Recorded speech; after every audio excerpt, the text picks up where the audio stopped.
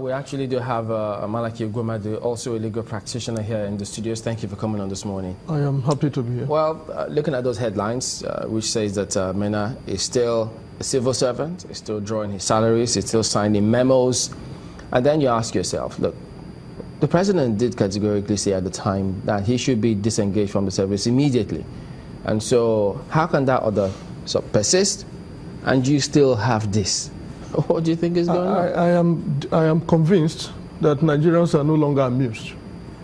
The degree of absurdity that has characterized this episode of the national malady that we face has become extremely disturbing, in the sense that it has thrown up a lot of issues and exposed the inefficiencies of the Buhari administration to effectively coordinate the affairs of government and governance.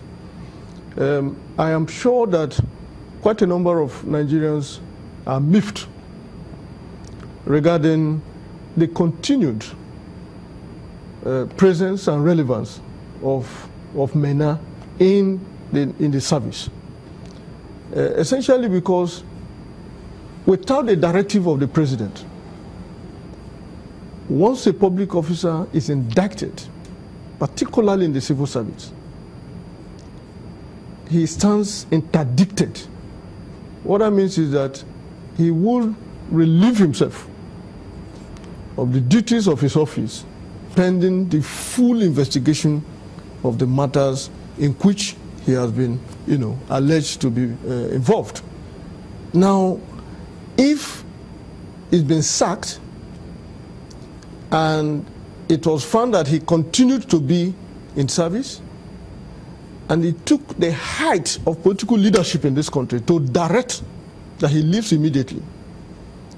And we could hear from no other than his lawyer, who, by the way, had access to him. In the office of the AGF? No. His own... Whose lawyer? Talking of Maina's lawyer. Okay.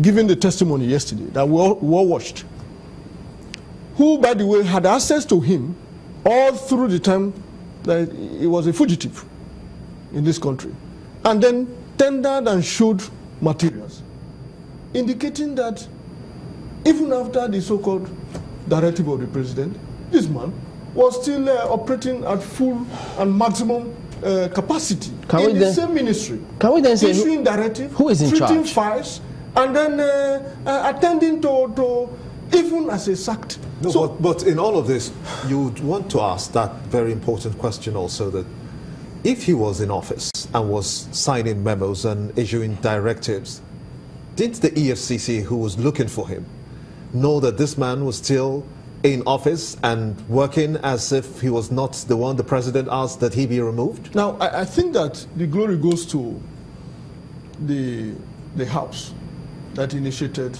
that hearing. Because one can argue that if he was still declared wanted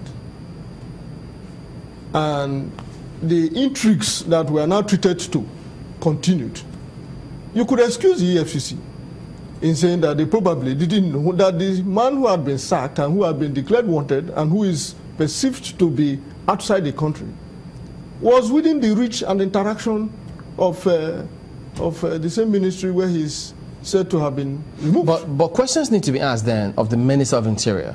If he's still a member of staff of the ministry, he's signing memo, can the Minister of Interior feign ignorance on that? Now, to do that is to completely expose the poverty of the situation. To say that whereas we all answer ministers, we all answer attorney generals, we all answer chief of staff, presidency, it is that indeed a lot goes on, much more than we know in this country.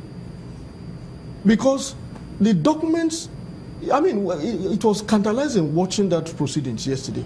The documents that the lawyers referred to were documents that were treated between Maina and his ministry, even after he was, he was sacked by the president. And therefore, you would ask the question is, who is in charge in this country? The failure of leadership has been taken to a very ridiculous extent. And I can tell you that it is replicating itself, manifesting itself in very dangerous dimensions, showing the lack of coordination, the effective coordination of the affairs of government. Do you think this will have wider implications from the perspective of maybe someone watching from international scene saying, wait a minute, if I'm going to deal with the country and maybe the president gives a directive, you have other people who are doing several other things, doesn't that send a very, very dangerous signal to those who will do business with this country? This question is very valid.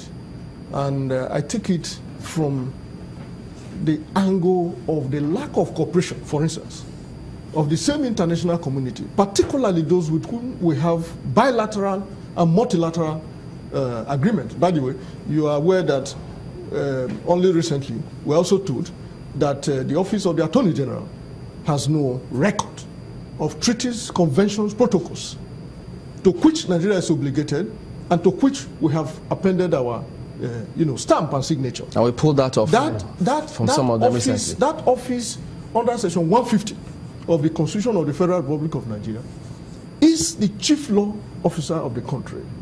And it is supposed to be the repository of all the laws, particularly federal laws and conventions and protocols. Now, if you do not have the records of the treaties, conventions and protocols signed by Nigeria and to which Nigeria is bound and obligated, then what will be the quality of the advice that you will give to government and agencies of government? And we are beginning to see that manifest itself. Now, I go back to your question to paint the poverty of the situation in insisting that most of these international organizations and foreign countries with whom we have bilateral agreements who are refusing to cooperate, particularly with the issue of repatriation of looted funds, are clearly convinced that these people are not serious. And, that it takes, by far what governance entails all over the world to see a government fully constituted but totally not in control.